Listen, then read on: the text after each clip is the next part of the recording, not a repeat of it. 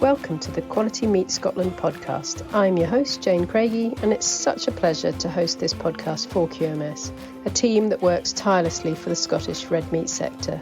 First up, I spoke to Sarah Millar, Chief Exec of QMS. Morning, Sarah. How are you? Morning, Jane. I'm good. How are you? I'm very well. You'll be looking forward to your week away. I am counting down the minutes, never mind the days. So off to Portugal for a family holiday on Sunday. So looking forward to seeing the sunshine that has abandoned us here in Scotland. Quite right. And I was just thinking back before we started speaking about the Highland Show, what a great show it was. There was such a buzz around your stand, and what a coup to get all the ministers. It was like the who's who in ministerial decision making on your stand. It was. Do you know what? I've been going to the Highland Show since, I was literally born. It's always been such a huge part of our life. And this year, it was just special in so many ways. Our strapline this year was that we were all over the show, and we got the whole QMS team involved in that delivery of being all over the show. So we did a bit of a round robin in the office yesterday. And it was genuinely heartwarming to hear of some of the stories of the marketing team having great conversations with consumers in Aldi and Lidl. One kind of conversation that stood out was actually one of our farming team that had it. And he said, we met this chap who'd came into the Aldi and was sampling some burgers and, was asking really intelligent questions about what does Scotch beef mean? What does this mean for, the animals that are being produced under this brand? And I think, the team, got a lot out of hearing that. It gives you that purpose, to your work. We all finished the Highland Show on the Sunday at 5:00 with very sore feet, but very, very, very full hearts, as you might say. It's a great thing to be able to do to showcase what QMS does for the industry. Yeah, it was great. And I think the ministers, whether they said everything that everybody wanted to hear or not, is kind of an aside, because in that sort of format, it's probably unusual that you would hear all the things that you want to hear. But I thought them showing up and being present and really championing the red meat sector was really important at this time. I think that's the first time we've had a First Minister, a Cabinet Secretary and a Minister all at once. Red meat is synonymous with Scotland. We worth nearly £3 billion to the economy every single year. Communities are dependent on businesses across the red meat supply chain. It's nice to get that recognition, and sometimes we don't always feel it. I think it's fair because there's kind of far sexier industries that maybe get a bit more of the limelight. We've been here for so long, we've always just got our heads down and delivered, that now's a nice time to be feeling that support. What also happens, which maybe doesn't get seen, when you have leading politicians championing a sector at an event, it attracts journalists, which amplifies the message that they're giving. So it's not just the 200 or so people that heard them directly, it's also the impact. And you had a lot of journalists on your stand. Yeah, absolutely. And that was quite nice to see. We've always said that we want the QMS stand at the Highland Show to be a kind of hub for the supply chain to use as a base. When we go out to trade shows, the way that we were describing it is that the Thursday, Friday of the show are almost like a de facto trade show where people can use the QMS stand to do business, whether you're a kind of processor, auction market, whether you're a journalist. It's a place to come to do business in red meat. There was over 200 meetings on our stand just over those 2 days, which is quite phenomenal, really, when you think about it. The Saturday and Sunday of the show tend to be more consumer facing. So I haven't quite calculated how many toy sheep the team made up at Rec, but I reckon it'll be well over the thousands. So it just kind of shows you how you can use an event like that to kind of pivot into different audiences. We met with, I think, just about every single retailer that operates in Scotland over those 2 days. There's a lot of great work happening on the back of that now, which is really exciting to see come together. And what else has been keeping you busy? You've not had a chance to breathe really during June. Oh gosh, no, June, we always call it jam-packed June. We've been trying to keep team up. I mean, across the whole organisation, there's lots of different things going on. On the kind of weeks leading up to the end of term, our health and education team were absolutely jam-packed, doing demonstrations out on the road, food and farming days across the whole country. And to help support that, we're looking for some ambassadors. So if anyone's listening and would like to become a kind of QMS ambassador to help us deliver some of our health and education work, please head to the website and make an application. Particularly on the islands, anyone listening from the islands, Orkney, Shetland, we're keen to be able to get our reach much further out, because at the moment, we have a team of 1.3 people, and with the best will in the world, they can't be everywhere across the whole country. So we're trying to help get our boots on the ground. The other thing that the marketing team are doing, which as well as delivering our summer content, which you'll be hearing across the kind of radio stations just now. We have also gone through a massive tendering exercise to bring on a new creative agency and working towards a kind of relaunch of a new marketing campaign in September, October time. So, it's delivering here and now, but also delivering what we want to deliver for the next 3 years. So that's been quite intense. I've seen some of the initial creative and it is very, very exciting. A kind of different take on marketing the brands than we've had before. So lots to look forward to. And then I always say our year's kind of split into kind of three. You've got the Highland Show, then there's everything after the Highland Show. Once we get past the Highland Show, our next big trade show is at the end of October in Paris. Again, it's starting to gear towards that. And Cial in Paris is basically the Highland Show, but for processors and wholesalers. That's the way I kind of describe it. So it's equally as big a job for the team to pull together. Once one is done, we're on to the next one. You've got some events and shows and Monitor Farm meetings in the interim, haven't you? It's a really busy programme for the team. It is, and we're also trying, it's not all confirmed yet, but hopefully Gordon Newlands and myself are going to be heading out to some of the islands because we're conscious that, as you said, Jane, it's always a busy time. We really want to make sure that we can reach all parts of our supply chain. So we're hoping to get up to Shetland, Stornoway and Mull in July as well to meet some of the processors, some of the butchers. It's just trying to make sure that we're using our time really well to make sure we're engaging with our whole supply chain across the whole of Scotland and getting to the kind of deeper corners that can sometimes be more elusive to get to in a normal week. Oh, well, that's great, Sarah. Well, thank you ever so much. And I hope that you have a very well-deserved break over the next couple of weeks. Next up, Iain Macdonald, talking about market outlook. I always find the conversations with Iain deeply insightful and fascinating, helping to understand what's next for the markets. Hi, Iain. Thank you very much. Looking forward to our catch-up. Yeah, good to see you again, Jane. My first question, and the bit that everybody wants to know, is market outlook. What's happening? What do you anticipate across the different meats?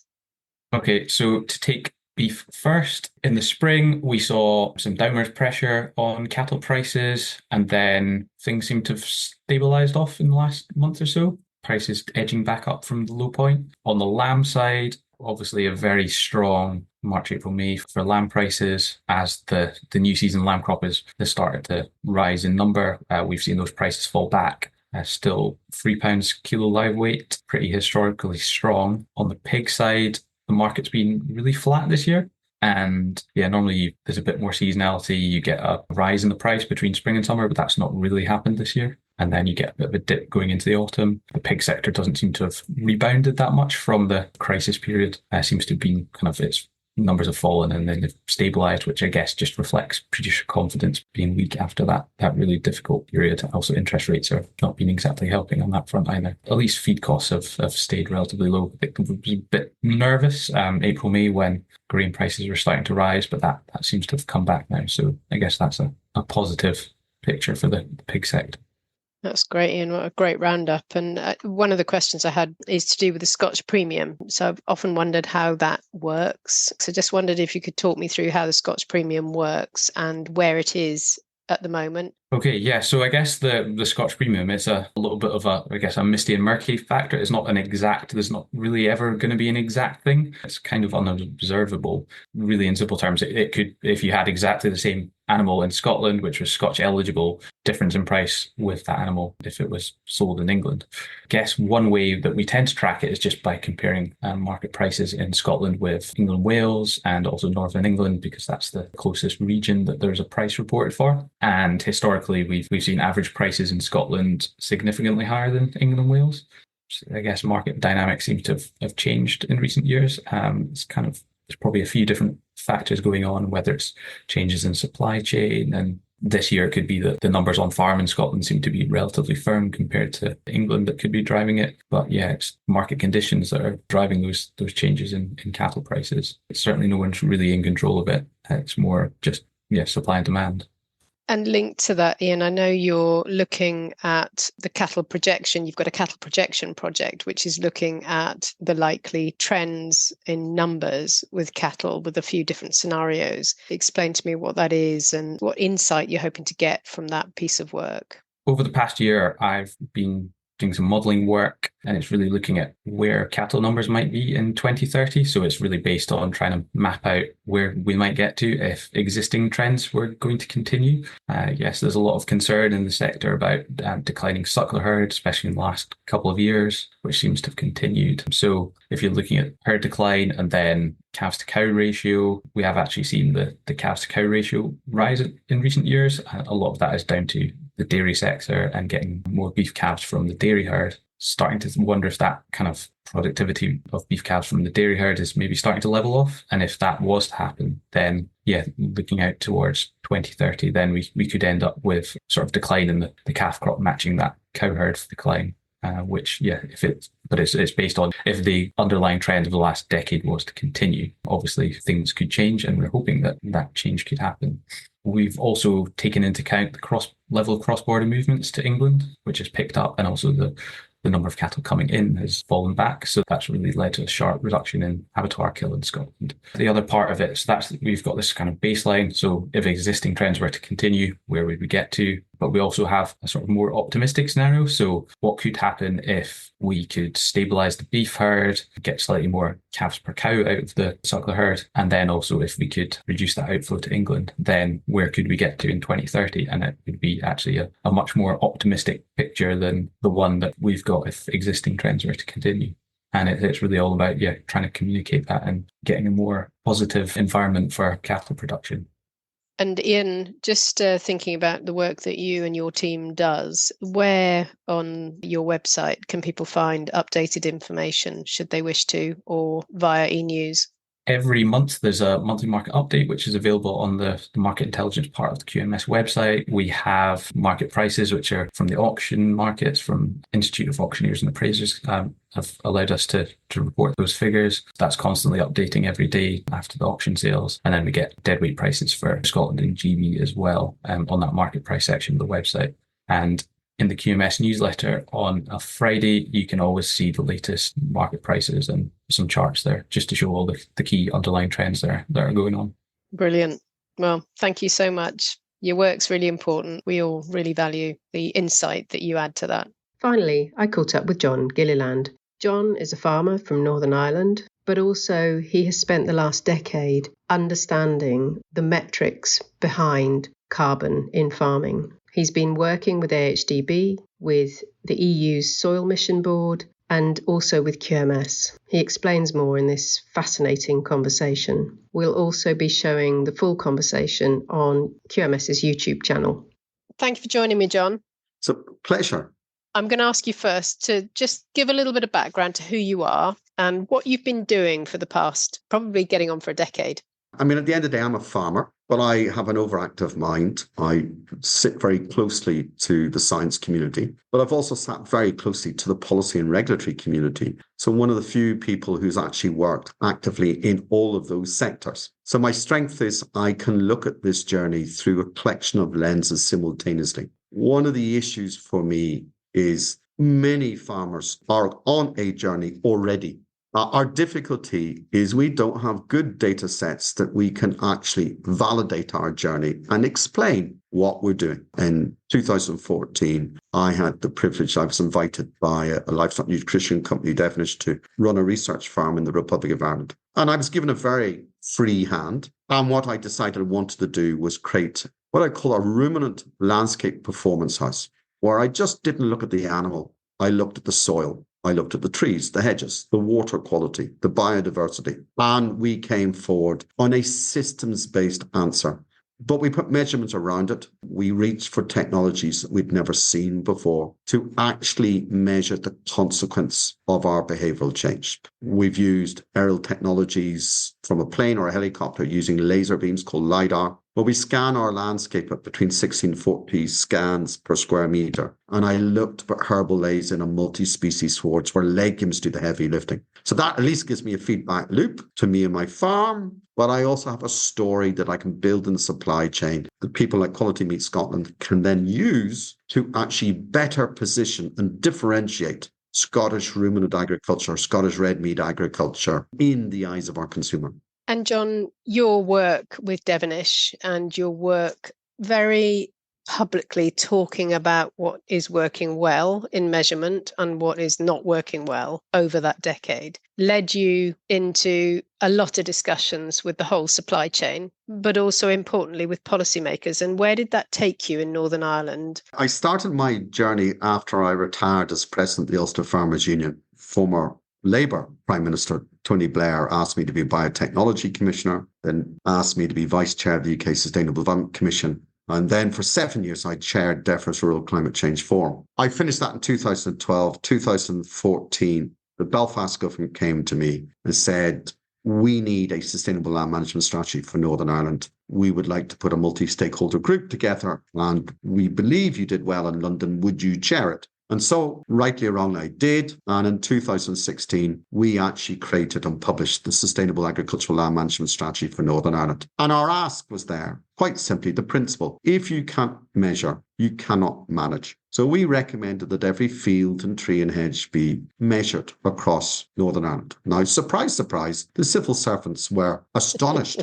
I think their jaws were on the floor. At the same time, then, we started our EIP projects. It's the European Innovation Partnership projects. And 7 farmers came together in Northern Ireland. We created a project called Arc Zero back 4 years ago. About 7 of us being empowered, let's go and measure our own farms. But what we also did is we went and measured our carbon in our soils, right down to the bedrock. We measured the carbon in our trees and hedges. When we did all that, we found, 1, we got a lot of knowledge. 2, we actually changed our behaviour, which was exactly the same when our department in Belfast, DERA, decided to do a pilot on the recommendations from the Sustainable Land Management Strategy. They did 3 river catchments in Northern Ireland, where they got 75% of the farmers to engage voluntarily. And 2 years later, they put a team of social scientists in, and they found that if you gave farmers really good information about their farm, they made good use of it. And they made constructive changes to their business. They reduced their environmental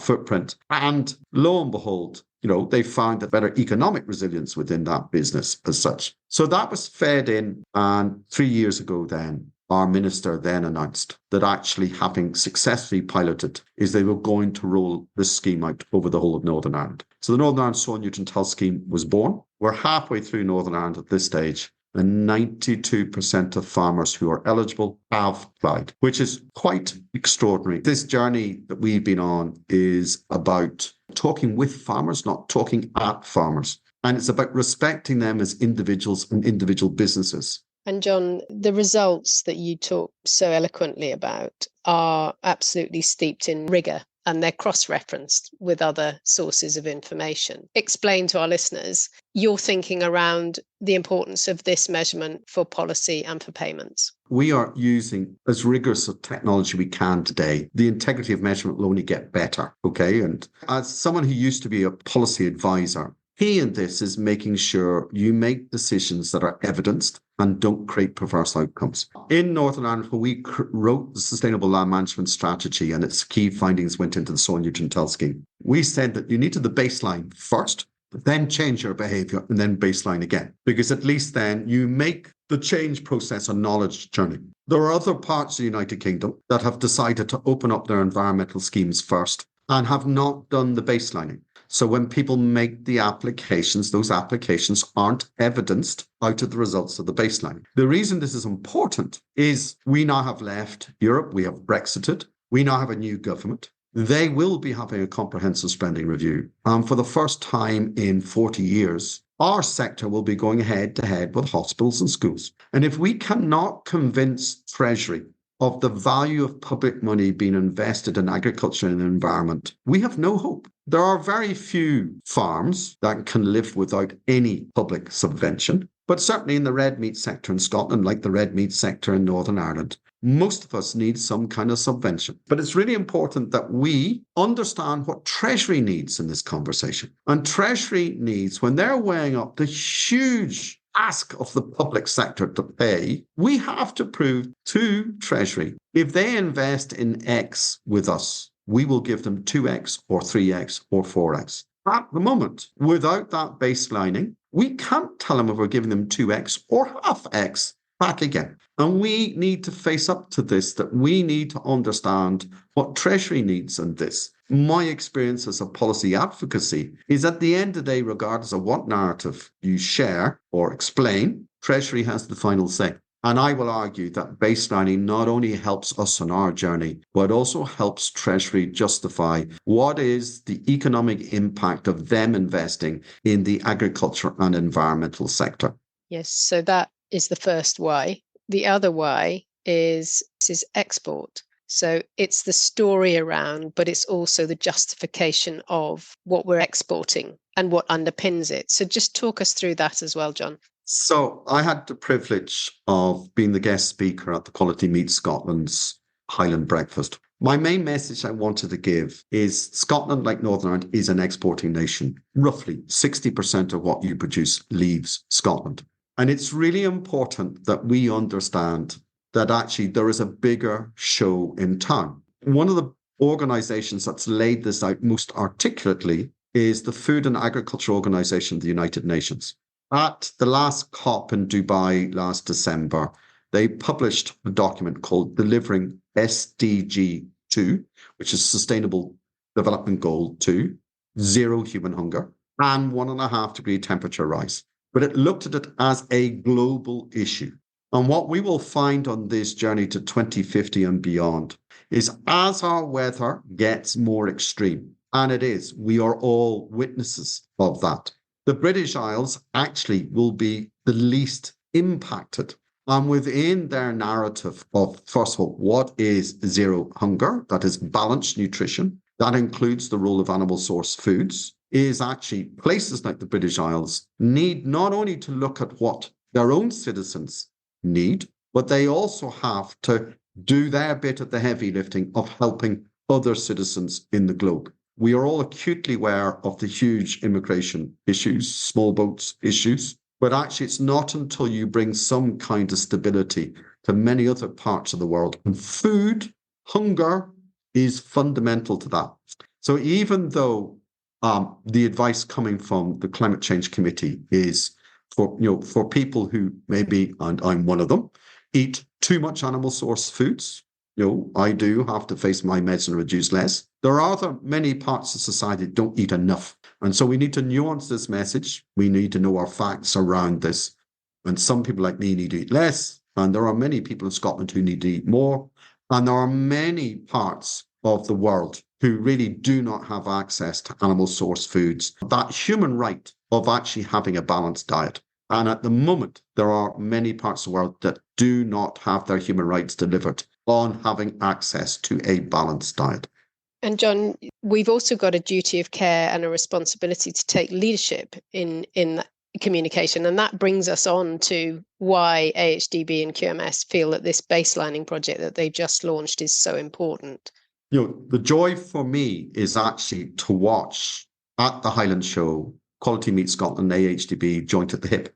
They are both statutory levy bodies working in Scotland. They're synergistic, they're not competitive. So actually coming together and giving leadership, using levy payers' money correctly, sparingly, efficiently, but correctly, giving leadership with the hope that government will join or support or even overtake. It's really important. Alas, this pilot can only do 170 farms in Great Britain, but it's a start. We would like to see a parallel conversation with the governments in Edinburgh, London, and Cardiff. Is how do we actually take this next stage? I have articulated, and I believe in Belfast, we have secured a key principle that measuring, reporting, and verifying with this kind of integrity is really expensive, but it is also a public good because integrity is a public good for both food production and environmental health and human health. So if a government can step up and do the measuring, reporting, and verification with integrity, we can step up once we get these results and say, well, where are the win-wins? And there are win-wins out there, whether it's improving animal health, animal genetics, multi-species swards, those kind of things are there that will make our businesses more profitable. That delivers then what I call a public-private partnership where we go on this together, but we do it with integrity. Finally, John, what does this mean to you? This has been a long journey for you and a really, really accomplished journey. What does it mean to be beginning to roll this out to other nations? Well, Jane, dare I say how long you and I have known each other. I have to say, you heard me say this the first time we met many years ago. I've spent my working lifetime looking at this. I am a passionate farmer. I got my education in Edinburgh. I am a graduate of SAC, actually it was the East of Scotland College of Agriculture in those many days. And I hope I've leveraged the knowledge I gained when I was educated in Edinburgh. I am also a grandfather. I have 4 spectacular grandchildren, 2 of which live in Aberdeenshire. Well, I think the legacy I would like to leave, and I think it's no different to any senior generation within a family farm business. I actually do naively want to leave the place a better place than when I got into it. If we in our generation cannot sort it out, we have left one awful mess for the next generation and the next generation. But I'm a half glass full man, not a half glass empty man. I do believe there is enough knowledge. Could do with more. If we get the right instruments in place and the right rewards, as we saw when we came out of the Second World War, agriculture stepped up to the plate and delivered. It will this time too, but it actually needs to do this in partnership. It's not either us or the government. We have to do it in partnership. And my plea is that actually I normally can find the centre ground and get a soft landing where I can bring people together.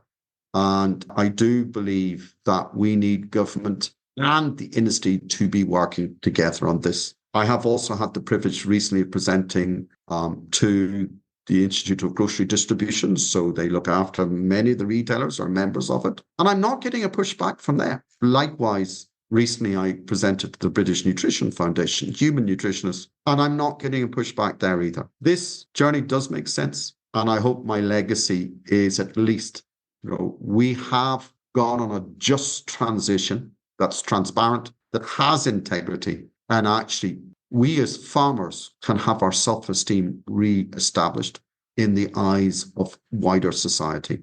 I think for the last 10 years, there have been some dark days where we have taken a pounding, yet actually I had the privilege recently of opening my own farm, Open Farm Weekend in Northern Ireland. 1,700 people drove down my lane in 2 days to actually see what we were doing. And the feedback was just extraordinary. We have an extraordinary asset, and that is the red meat sector in Scotland. We've got a great story to tell. All I want is a few more tools so that we at least can leave it in a way that is better for society, but more importantly, better for my grandchildren. Very selfish. The last thing you are is selfish, John. I think anybody listening to this will be hopeful.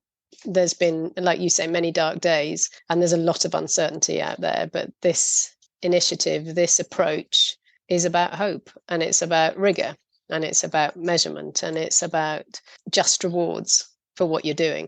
And for that, thank you. We've got a good story to tell. Yeah, we have. I'm looking forward to helping in whatever way I can. It's a pleasure, I have to say, regardless of where I travel in Scotland.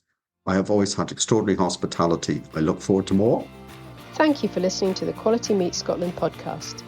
And finally, if you want to listen to more of the QMS podcast, subscribe wherever you listen. Thank you very much for listening.